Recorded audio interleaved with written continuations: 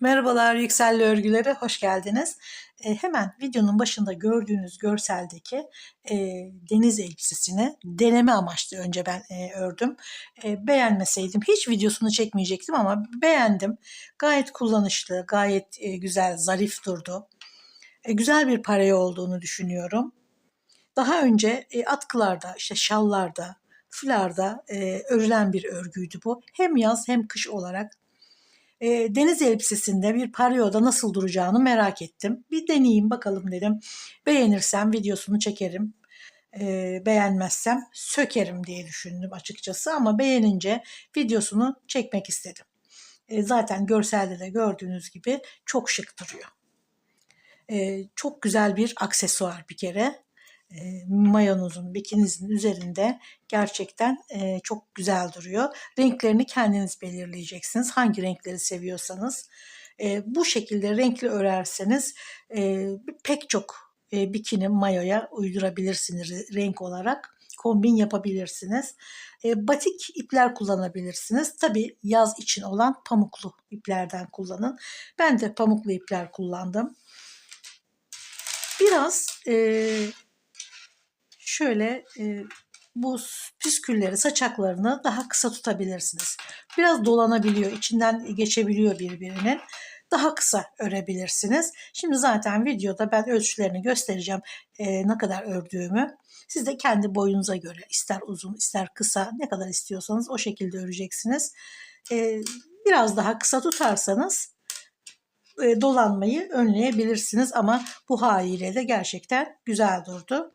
Çeşitli modeller koydum. İşte kalp, çiçek ve boncuk koyarak çalıştım. Siz de herhangi bir model ya da sırf boncukla da yapabilirsiniz. Zevkinize göre davranacaksınız tabii ki.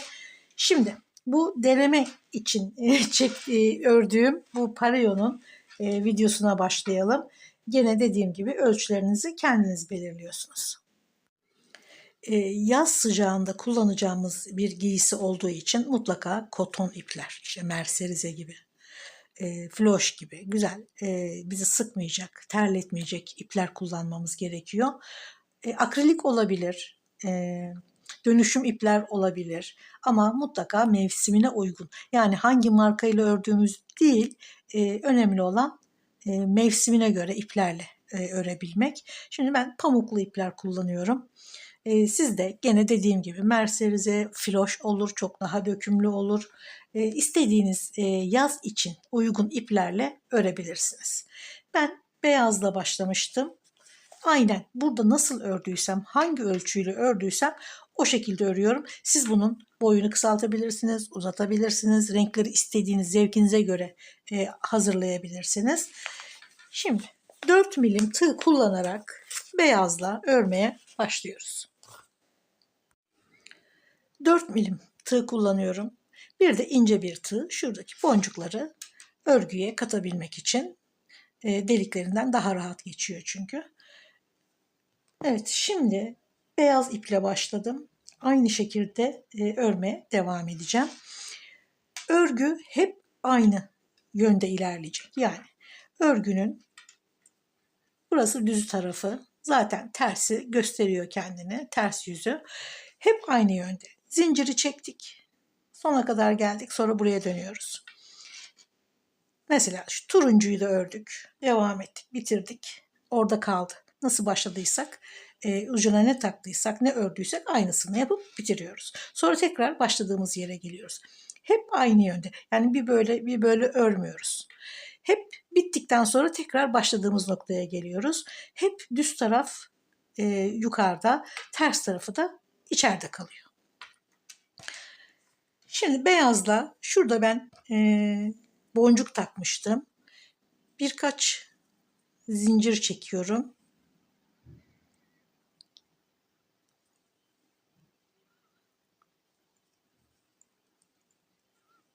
Beş tane zincir çektim.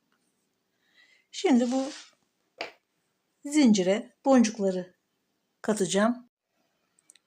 3 tane boncuğu ilave ettim. Sonra ucuna düğüm atıyorum.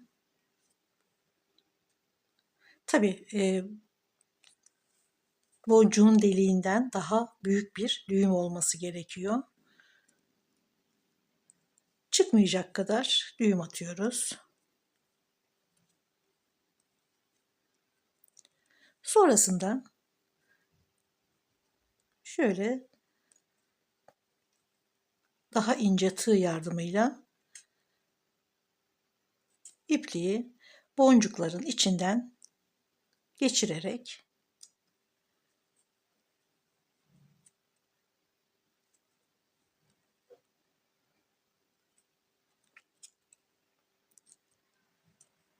diğerinden de geçirip şöyle sabitliyoruz.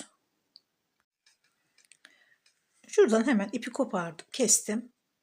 3 tane boncuk. Tabii siz bunu ister boncuk yapın, ister başka bir şey yapın. Zevkinize göre. Başlangıç yeri zaten şurasıydı. Buradan itibaren, yani boncuğun hemen ilk başlangıç zincirinden itibaren 306 tane zincir çekiyorum. Bu benim ölçüm. Siz de kendi ölçünüze göre diz kapağından 20-25 santim yukarıda bir ölçü aldım. Siz de istediğiniz ölçüde örebilirsiniz. Şimdi 306 tane zincir çekiyorum ben. 306 tane zincir çektim. Bu ölçüye buradaki saçaklar da dahil. Şuradan itibaren sıranın bitiminde tekrar boncuk takacağımız yere kadar 306 tane zincir, tamamı 2 metre yapıyor. Saçaklar dahil bu 2 metreye. Şimdi boncukları taktım. 306 tane zincir ördüm. Tekrar şurada biraz pay bırakıyorum. Gene isterseniz aynı renk, isterseniz farklı renk. Gayet özgür bir şekilde takılabilirsiniz bu konuda. Şu boncukları da buraya geçiriyorum.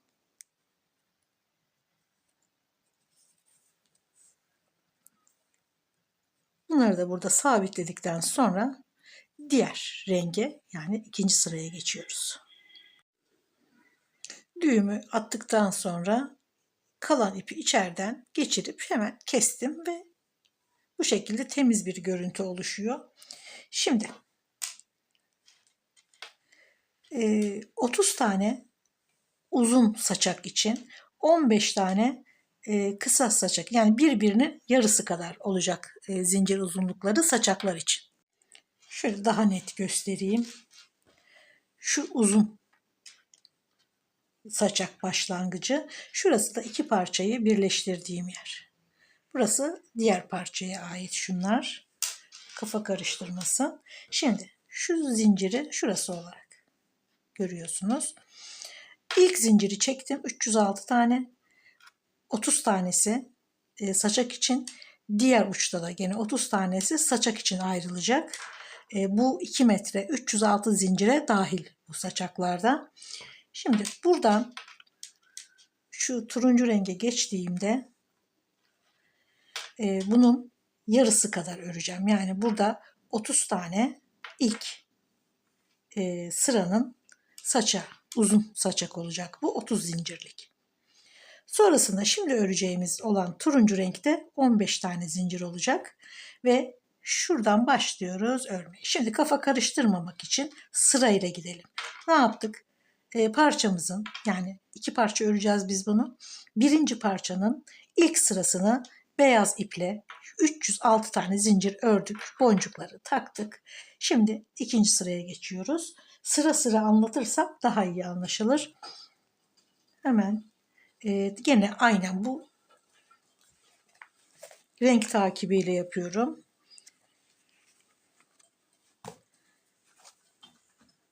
Şimdi burada kalp ördüm.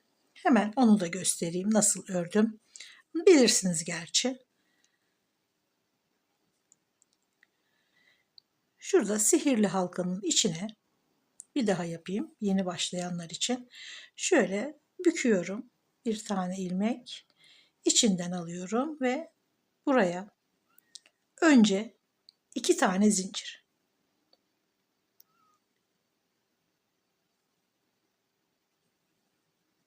ikili trabzan,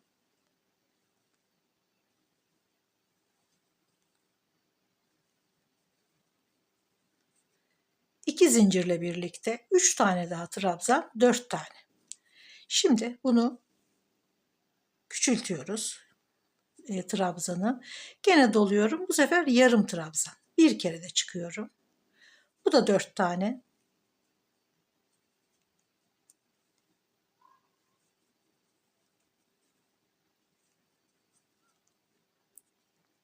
Şöyle yarısını ördük.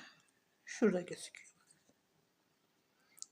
Buraya şu sivri yeri oluşturmak için bir zincir, bir tane ikili trabzan, bir zincir. Şimdi burayı örerek şuradaki tepeye doğru geliyoruz. 4 tane yarım trabzan geri örüyoruz şimdi.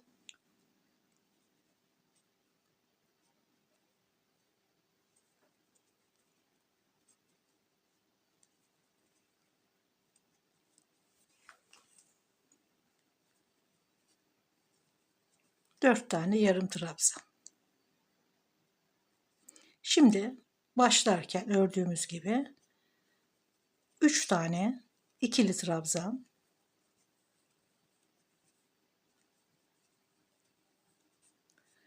2 zincir başlamıştık. 2 zincirle 4. trabzanla yani ilmek kaydırarak bağlıyoruz.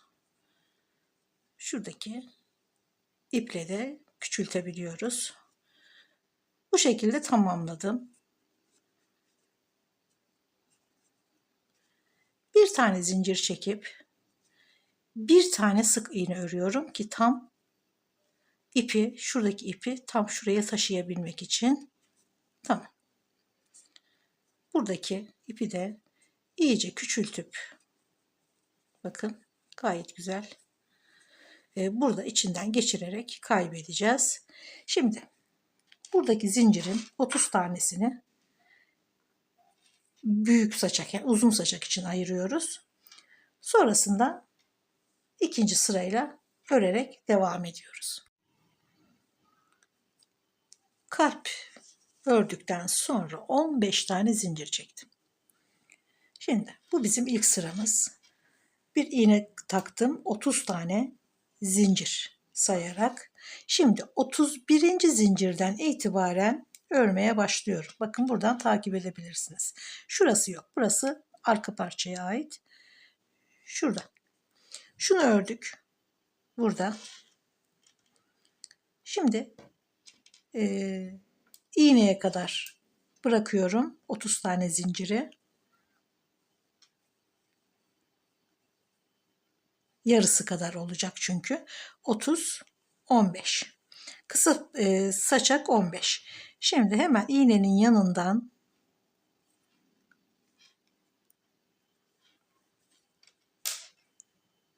tabi üzerine doluyoruz. İkili trabzan örüyorum. 6 tane. Yan yana örüyoruz. Bir, yanındakine 2,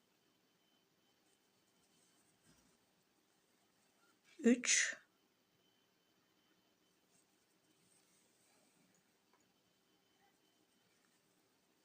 4, 5 ve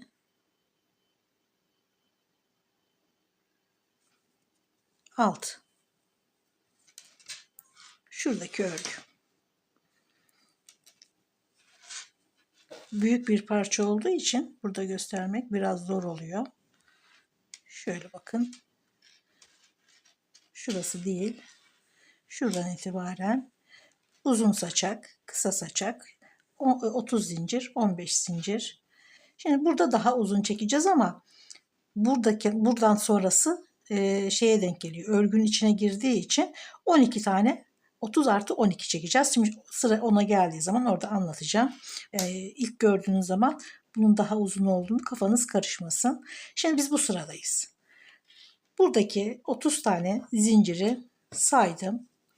31. zincirden itibaren 6 tane şuradaki gibi trabzan ördüm. Buraya Şuraya 18 tane zincir çekiyorum. 1, 2, 3, 10, 11, 12, 13, 14, 15, 16, 17, 18. Şimdi burada yalnız zincirlere dikkat edin. Dönük olmasın. Hep aynı hiza üzerinden devam ediyoruz. 1, 2, 3, 4, 5, 6, 7, 8, 9, 10, 11, 12, 13, 14, 15, 16, 17, 18. 19. zincire tek ip alalım. Şöyle çift batmayalım. Tek. Gene 6 tane yan yana. Şimdi yanındaki zincire, yanındakine bol bol geniş geniş örgüler yapalım.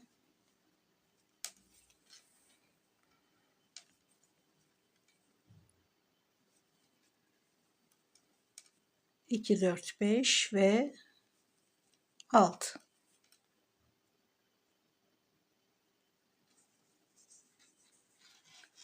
Şimdi gene 18 tane zincir. 18'de buradan sayıyoruz. 19'uncuya 6 tane trabzan yan yana. Aynen sıranın bitimine kadar bu şekilde. 18 zincir, 6 trabzan. 18 zincir, 6 trabzan. Alttan da 18 tane zincir atlayarak. Sıranın sonunda son 30 tane zinciri bırakıyorum gene örgünün diğer tarafındaki saçak için ve 15 tane zincir çekiyorum kısa saçak için. Burada kalp örgüyle başlamıştık. Kalp örgüyle bitiriyoruz.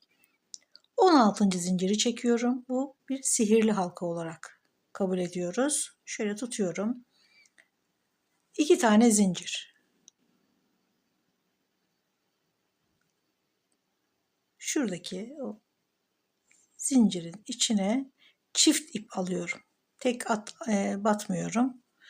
Büyük bir delik olmaması için çift ip alıyorum ve ikili trabzan. Gene aynı ilmeğin içine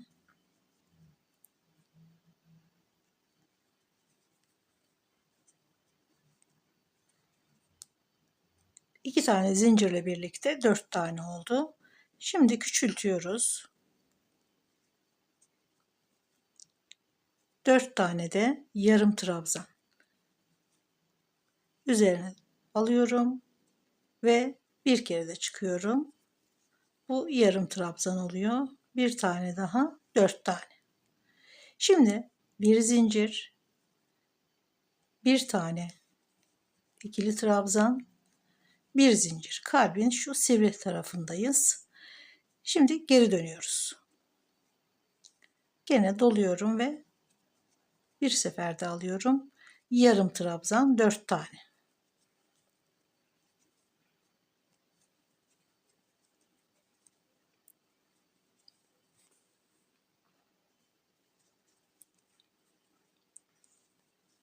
Şimdi 4 tane de ikili trabzan örerek tamamlıyoruz.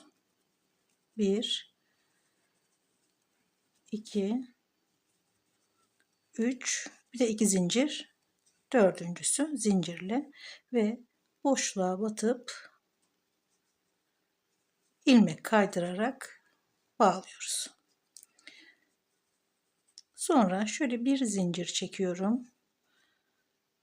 Ortadan bir sık iğne daha yapıp tamamlıyorum. İkinci sırayı da bitirdik. Şimdi ipi burada koparıyorum. Kalple başladık, kalple bitirdik. Evet, kalple başladık, kalp örerek bitirdik. Şimdi şöyle bir sayalım bakalım kaç tane örmüşüz.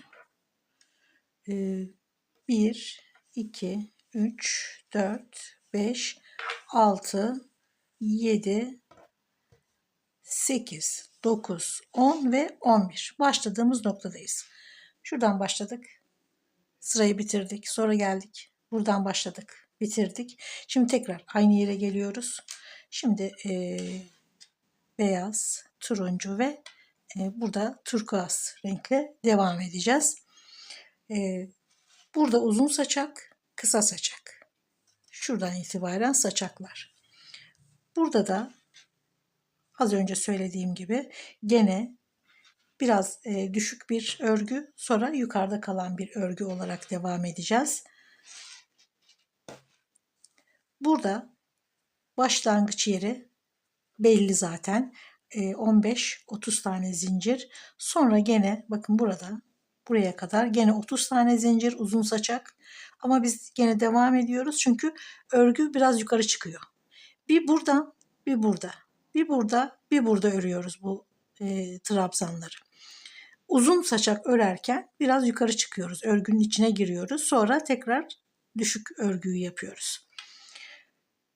Şimdi çiçek örerek devam edelim. Çünkü ben nasıl ördüysem o şekilde devam etmek istiyorum. Siz detayları çok farklı bir şekilde yapabilirsiniz.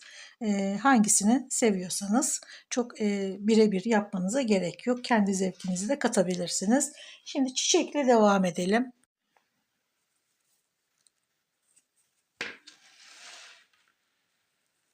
Gene sihirli halkayla başlıyoruz. 3 tane zincir doluyorum ve ikili trabzan.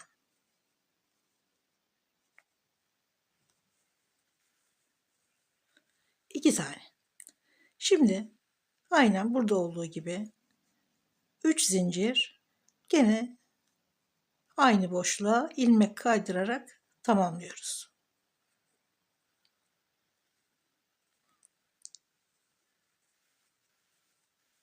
Üç tane zincir,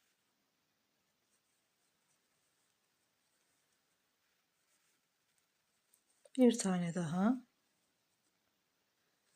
3 tane zincir, ilmek kaydırarak tamamlıyoruz. Bakın yaprakları ben 4 tane yaptım böyle yaprakları çok büyük olmasın diye. Siz 5 tane de yapabilirsiniz. Güzel de olabilir ama tabii ipinizin inceliği, kalınlığı burada önemli. Çok büyük olmaması gerekiyor bu saçakların. 3 zincir,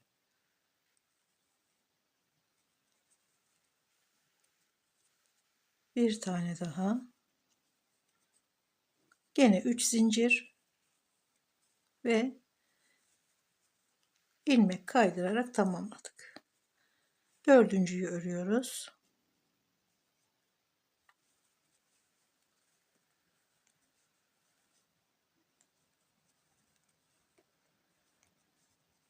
Üç zincir tamamladım. Buradaki ipi çekerek deliği ufaltıyoruz ve arka kısımda içinden geçirerek kaybediyoruz.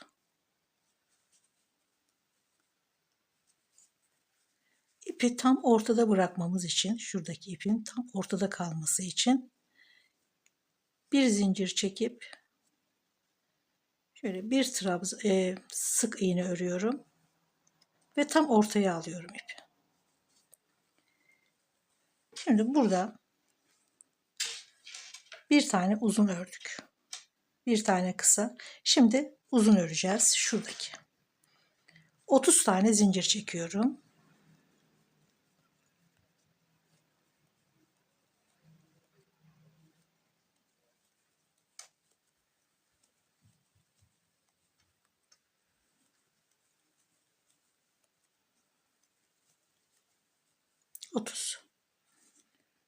Şimdi buradan şuraya kadar bakın. Buraya kadar eşitledik. Şimdi biz örgüyü buraya taşıyacağız. O yüzden 6, 6, 12. Şu ortadaki 6'ya örgü öreceğiz. 6, 6, 12 tane artı 12 öreceğiz. Yani 30 artı 12. Hemen şöyle anlatayım. Bakın. 30 tane zincir var. İlk uzun saçak. Sonra 15 tane zincir var kısa saçak. Sonra buraya geliyoruz. Örgü bu tarafa doğru ilerliyor. Yani örgünün içine giriyoruz. O yüzden 30 şuraya kadar, bakın hepsi aynı hizada olduğunu zaten 30, 15, 30, 15 diye devam ediyor. Burada da göreceksiniz zaten aynı şekilde. Ama burada uzun saçağı örerken düşük olan, alçak olan örgüde değil bir üste çıktık. Şuradaki 12 tane trabzanı buraya ördük. Sonra örgüyü ördük. Şimdi gene 18 zincir kalacak arada ama şurayı örerken zincir olarak atlamıştık. Artık örgüdeyiz. O yüzden şuradaki boşluğun tam ortasındaki 6 zincire 6 tane trabzan ördüm. Şöyle. Bal peteği gibi düşünün. O şekilde ilerliyor. Hep kayarak. Gene bu 6 tane trabzandan sonra 6 zincir, 18 zincir çekiyorum. Gene buradaki ortadaki 6 tane zincire 6 tane trabzan. Yani 6, 12, 18. Gene 18 tane oluyor arada. Şuradaki boşluğun tam ortasındaki 6 tane zincire 6 tane trabzan. Gene 18 tane zincir çekiyoruz. 6, 12, 18. Gene aynı işlemi devam ediyoruz bitene kadar. Biterken gene 12 artı 30 zincir çekip aynı buradaki gibi çiçek örüyoruz. Şimdi ben bu sırayı aynen anlattığım gibi örerek ucuna kadar geliyorum.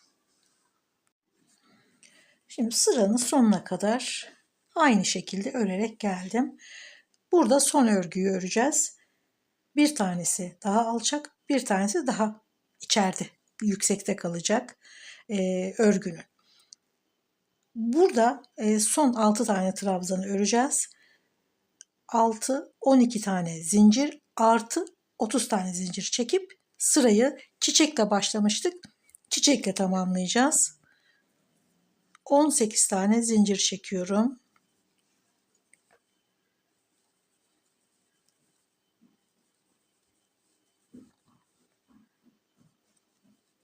18, 6, 12, 6 da buradan sayıyorum. Ve 7.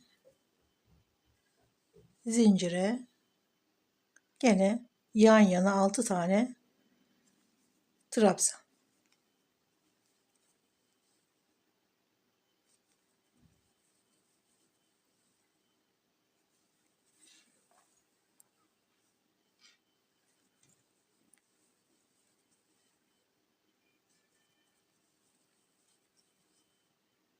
Beş ve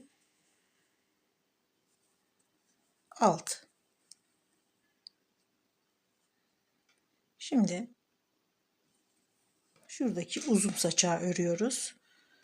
6, 12 zincir artı 30 tane zincir çekiyorum.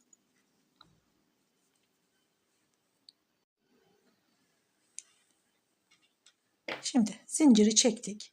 Çiçekle başlamıştık. Çiçekle devam edip bu örgü, yani bu sırayı da tamamlıyoruz. 12 artı 30.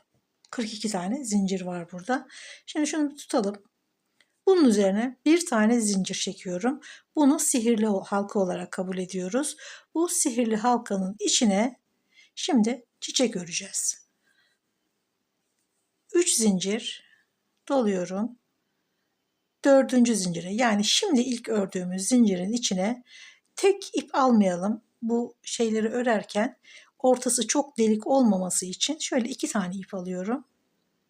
Bu şekilde daha kapalı oluyor. Çok açılmıyor ortası. 3 tane trabzan. Yani zincirle birlikte 1, 2, 3, gene zincir çekiyorum. 3 tane, 4 tane oluyor. İlmek kaydırarak bağladım. Gene trabzan 2 tane daha. 3 oldu zincirle birlikte.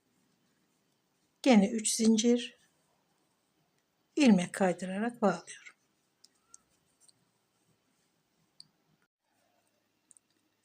Dörde tamamladım. Sonra şurayı ortaya bir sık iğneyle bitirdim. Bunu kesip arkada yok ediyoruz. Şimdi beyaz, turuncu ve yeşil ya da turkuazla 3 sıra ördük. Sıra siyaha geldi ama tabii ki siyah örgü gözükmeyecek. Bir de zaten aşağı yukarı anlamışsınızdır nasıl devam ettiğini. Şimdi burayı da bu şekilde tamamladıktan sonra diğer sırayı gene başa alıyoruz. Şöyle. Yine buradan başlıyoruz. İlk başladığımız yerde. Siyahla örüyoruz. Kısa saçaktayız. 15 tane örüyoruz. Saçağın başladığı nokta şurası. En aşağıda kalan, alçakta kalan örgü burası. Sonra öteki sırada örgü buraya taşınıyor. Şimdiki sırada gene buraya örülecek. Sonraki sırada gene buraya taşınıyor. Bu şekilde devam ediyor örgü. Kayarak devam ediyor. Şeklini o şekilde kazanıyor zaten. Ama saçağın sırası şurası. Şuru hizadan itibaren 30 zincir, 15 zincir. 30 zincir, 15 zincir olarak şuradan itibaren saçaklar. Şuradan itibaren de örgü. Şimdi buraya kadar geldik. Boncuk, kalp, çiçek, boncuk, kalp, çiçek olarak devam ediyor. Siyah örgüye geçiyorum. Zaten 4 renk olarak devam ediyor bu da. Şimdi boncuk takacağım ama tabii bu siyah olduğu için anlaşılmayacak. Ama örgü zaten dediğim gibi anlaşılıyor. Yine 3 tane boncuk takıyorum istediğiniz renkte. 15 tane zincir çekiyorum buradaki gibi ve şuraya bunun tam karşılığına buradan 6 tane sayıyoruz geriye. Buradaki 6'ya yani 6 12 sayıyoruz ve hemen 6 tane trabzan örüyoruz. Sonra gene 18 tane zincir çekiyoruz. 6 12 18 ortaya gene 6 tane trabzan. Bu şekilde devam ediyor. Sonra gene uzun saçağa geçiyoruz. Aynı burada ördüğümüz gibi. Hep bunlar yinelene istediğiniz genişliğe kadar örün. Bedeninize göre. Bu 13 sıra ördüm. 55-60 santim kadar bir genişliği var. Dökümlü olduğu için tam ölçemedim. 55-60 santim yeterli oldu. Aynen bu parça kadar bir tane daha örüyoruz. İki parçayı birleştiriyoruz. Yalnız birleştirirken başladığımız sırada şunlar 11 taneydi saymıştık hatırlıyorsanız. Bittiği zaman yani 13 tane yaptım ben. 10 tane çünkü bir yukarı çıkıyor. Bir 10 tane oluyor, bir 11 tane oluyor. 10 tane oluyor, 11 tane oluyor. Sayıları dikkat edin tam olsun. 11 tane ise 11 taneyi yan yana getirin. Ama tabii ki düz tarafının size baktığını dikkat edin. Yani düz tarafı hep yukarıda olacak. Örgünün ters tarafı içeride kalacak. Bu şekilde yan yana getiriyoruz. Burada şurası yaka. Şurada iki parçanın birleştiği yer. Şu ikisi. Bakın şöyle. İki parçayı yan yana getiriyorum. Birleştirirken ucundan şöyle tutuyorum birleştireceğim noktayı. Tam göğüs ortası oluyor. İki parçayı yan yana alıyorum. Şöyle bakın. Aynı zincirleri yan yana getiriyorum. Zaten bütün ilmek sayıları da eşit olduğu için her iki zincire ve her iki trabzanın dibine batarak sık iğne örerek devam ediyorum. Ne kadar yaka açıklığı istiyorsam oraya kadar sık iğne olarak ekledim. Sonra açıklığı örerek yani gene sık iğne örerek tek sıra olarak yani tek parçayı örerek devam ettim. Ne kadar istiyorsam yaka açıklığını. Sonra gene birleştirdim ve diğer uca kadar ekleyerek devam ettim. Şuraya kadar. Sonra şurada tabii ki burasını böyle zincirli bırakmıyoruz. Tekrar ipi taktım. Aynı hizada, yani burayı hangi yönde ördüysem karşı tarafı da aynı yönde örerek sık iğnesini tamamladım. Bu yaka kısmı. Tam yaka ortasından, şurası göğüs ortası pardon. Tam göğüs ortasından birleşecek. Burası da arka orta. Bunlar iki parçanın birleştiği yer. Sonra şurasını kol olarak düşünün. Kolu yok tabii ki bunun, ama ben buraya ufak bir dikiş yaptım. Sanki kolu varmış gibi gözüküyor. Bakın bu saçaklar bayağı bir gösterişli olduğu için artık birbirine dolandığı zaman engelleyebiliyor. Hele bu çekimde biraz zor oluyor. Şu iki parçanın birleştiği nokta şöyle. Göğüs ortası, arka orta, yakayı ortaya çıkarıyor şu boşluk. İstediğiniz genişlikte yapabilirsiniz. Şöyle kol devam ediyor. Ve şurada gene bu kısmı da biraz birleştirdim. Bakın şöyle sık iğne ile gene iki parçayı yan yana getirip şöyle bir ufak bir dikiş, yani dikiş derken sık iğne. Siz dikebilirsiniz de fark etmez. Şöyle bir kol boşluğu yaptım. Bunu hiç dikmeden serbest de bırakabilirsiniz. Ama şöyle bir dikiş yaparsanız daha değerli toplu duruyor. Şuradaki karışıklıklar da pek olmuyor. Bunlar ne kadar uzun olursa o kadar birbirine girebilir. Dediğim gibi ben 30 zincir çektim saçaklar için. Siz isterseniz daha kısa çekebilirsiniz, ama uzun olursa da daha gösterişli duruyor, ayrı. Şimdi burası da hemen bilekte görselde bileğe kadar inen kol ağzı. Tabii kol yok. Yani bütün bir parça. Zaten bakın şöyle bir genişlik göstereyim size. Şu birleşme yeri parçanın, şu yaka şöyle kol devam ediyor, ama tabii ki kol artı kola bir örgü yapmıyoruz hiç. Şu bir parça. Bakın bayağı geniş bir parça. 13 sırada bu kadar genişliği yakaladım. 13 sıra bana yeterli oldu. Tabii siz daha belki salaş isterseniz. Diğer parça da burada. Bunu ortadan birleştiriyoruz ve çok harika bir pareo, bir deniz elbisesi örüyoruz. Ben severek çalıştım. Sevmeseydim, beğenmeseydim inanın videosunu çekmeyecektim. Çünkü başlarken de hiç video çekerek başlamadım. Önce bir deneyeyim, içime sinerse videosunu çekerim diye düşündüm. Ben sevdim. Umarım siz de sevmişsinizdir. Videolarımı beğeniyorsanız, bundan sonrakileri de izlemek isterseniz beğenmeyi ve abone olmayı lütfen unutmayın. Görüşmek üzere. Sağlıkla kalın.